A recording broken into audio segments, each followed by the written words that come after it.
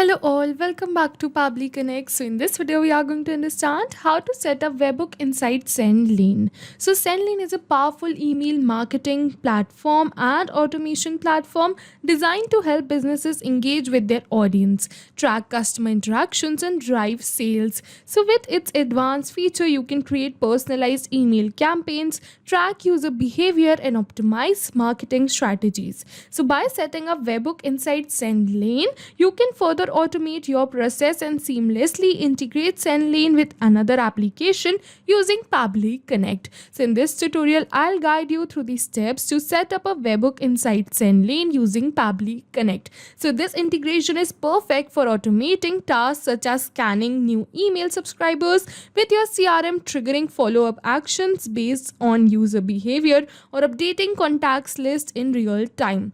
So for example, when a new subscriber joins your email list in Sendlane, Pabbly Connect can automatically add their information to your CRM, ensuring that your customer data is always up to date and allowing you to engage with your audience more effectively. So to do all of this, first we have to learn how to set up webhook inside Sendlane. But what is webhook right over here? So webhook acts as a bridge between different applications with the help of which you can send the details of one application to another.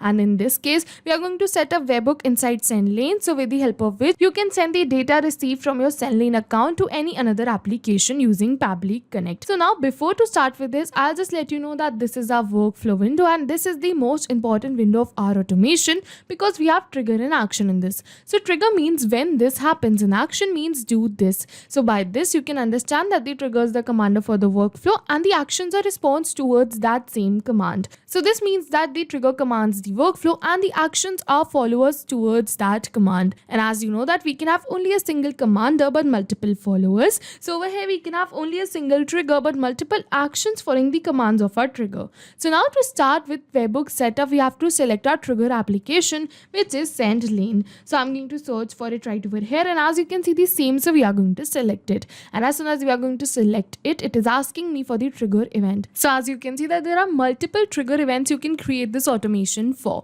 Suppose you can see that contact submits a form, you can see contact subscribes to a list or list, you can see custom field added, email campaign clicked, email campaign opened, tagged added, tag removed. So you can see these are all the trigger events you can create this automation for. So let's suppose you want that the workflow should be triggered when a contact submits a form, then you have to select this trigger event. So let's suppose we are going to select the same right over here for our today's video. So as soon as we are going to select it, you can see that now it is giving me a webhook URL. So in order to create a connection between our Sendlane account and our Pabbly's workflow, we are going to use this same webhook URL. So what we have to do is, first we are going to copy this webhook URL and then we are going to follow this help text, and it is saying log into your Sendlane account, navigate to the left sidebar and the automation tab, click on the new automation button and click on start from scratch button and give your automation a name. So I'm going to open my Sendlane account first, and as you can see that this is my account, and now from the left sidebar we have to go on automations.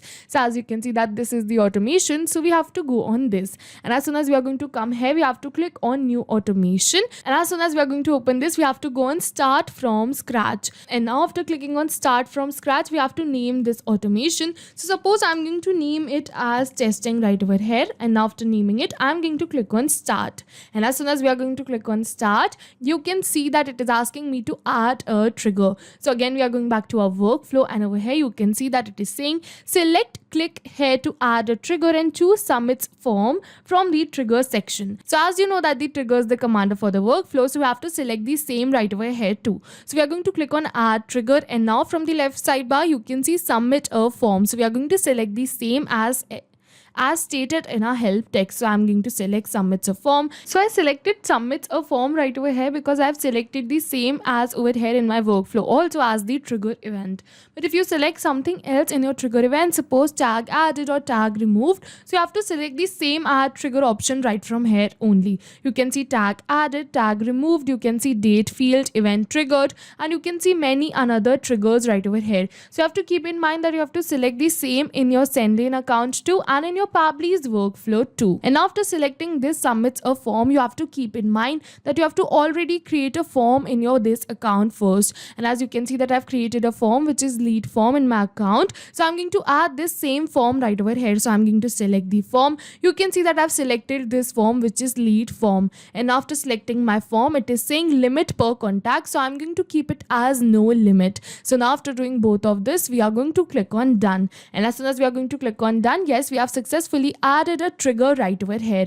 And over here you can see it is saying select the form and then click on done. So yes, we have successfully completed these steps, and now we are going to move on forward, and it is saying once you have set it up your trigger, click on the plus sign and select the webhook option. So yes, we have set it up our trigger. So now we have to click on this plus sign, and after selecting this, we have to select this option which is webhook. So I'm going to select this right from here, and as soon as we are going to select webhook, it is asking me for the URL. So we are going to paste the URL we got right over here in our workflow. I'm going to paste it right over here, and after pasting this over here, instead of get, we are going to select it as post because I want to send the data to my workflow. That's why we are going to select it as post right over here. And as soon as we are going to select it as post, we are going to click on done. And yes, you can see we have successfully clicked on done, and now we are going back to our workflow, and now it is saying copy the webhook URL, paste it. Yes, we have done it already. So yes, with this we have successfully completed our this automation. So now after doing both of this, we first have to active this automation, and to do this we have to click on this active button right over here.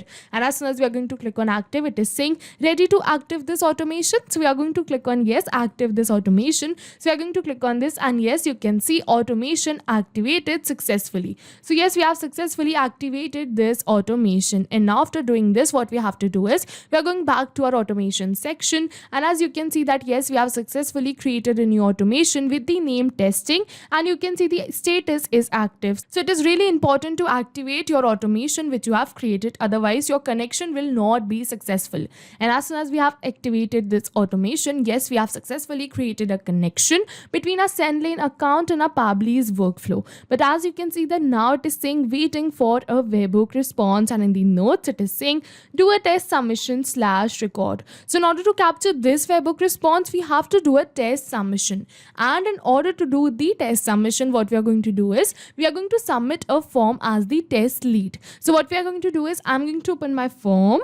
So as you can see over here are the two forms which I've already created, and as you can see that we are going to use this form which is lead form for our today's video because I've already connected this lead form with my workflow. So what we are going to do is we are going to open this form right from here, and over here you can see that this is my form. So I'm going to open my form, and as you can see that this is my form, and I'm going to do the test submission of this form only. And yes, we have successfully did the test submission, and now I'm going to open my workflow and check that if Pabbly has captured the response of the test submission made or not. So I'm going to open my workflow, and yes, you can see that Pabbly has captured the response of the test submission made. So this is the email address that we entered, which is demo@pabblytudes.com. So this was the same email address that we entered in our test submission. But with the email address, I also entered the phone number and the name which is demo. So I want to get those details too. So to get those details, we are going to add an action step right over here too. So for the action application, again we are going to select it as Sendlane right over here. So I'm going to search for it, and then we are going to select it. And now after selecting this for the action event, we are going to select it as search contact by email. So yes, we have got the email in our trigger, and we're going to search for the another contact details with the help of the same email. So that's why I've selected the action event as same only. And now we are going to click on connect, and as soon as we are going to do this, it is asking me to add a new connection or select the existing connection. So yes, we are going to click on add a new connection, and now it is asking me for the token. So to get this token, we are going to follow this help text. It is saying you can get the token from your account API, and then click on plus API token button to generate a bearer token. So to get this, I'm going to open my account, and now from the left side bar we have to go on account settings, and over here you can see API. So you have to go on this, and as soon as we are going to go on API, you can see the two APIs that I've already created. So I'm going to create a new API token. For that, I'm going to click on add API token. It is asking me for the token name, so I'm going to keep it as testing right over here, and then we are going to click on create. And as soon as we are going to click on create, over here you can see that this is my API token. So I'm going to copy it, and then we are going to paste it right over here in our workflow, and then we are going to click on save. And as soon as we are going to click on save, you can see that we have successfully connected our Sendlane account with our Pabbly's workflow.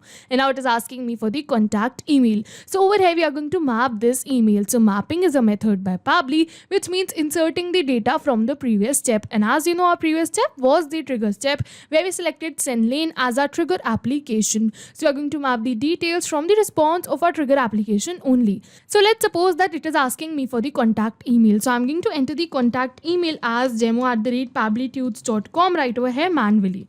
So then this will not change with every new response received because this is a static information and I've entered it manually. But if we are going to map it from the previous response, over here you can see the email. So let's suppose that we are going to map this, then this will definitely change because my previous response will also change. So that's why we do mapping right over here to run our workflow in real time. So now we are going to click on save and send test request to search contact by this email. And yes, you can see that we have successfully got the contact details. Over here you can see the first name, last name, the email and the phone number that we entered. So I'm going to open my Sendlane account and we are going to go on contacts right from here. And as you can see that this is the same contact which we created with the help of our form submission, which was the test submission. So yes, these are the same details. So yes, with this we have successfully completed our video on how to set up Webhook inside Sendlane. And now further what you can do is you can add these same details, which is the contact details, to your CRM application, or you can send an automated email or WhatsApp message with these details. And this is how you can set up a webhook inside your Sendlane account. And with the help of the same webhook, you can create multiple automations. So you can add multiple actions right over here to send these Sendlane accounts data to. So yes, this was it for the video. And if you have any questions related to the video or the workflow, you can directly comment on this video. And for your reference, I'll just clone this workflow and share the workflow link in the description box so that you can access my workflow. I hope this video was helpful for you. Thank you for watching. Not only these applications, but with the help of Pabbly, you can integrate many more applications. So now, if you have any doubts, you can reach us at support@pabbly.com. If you have any queries, you can reach us at forum.pabbly.com. And if you have any pricing related issues, you can follow this website. And if you find our videos helpful, do like and subscribe our channel. Thank you for watching.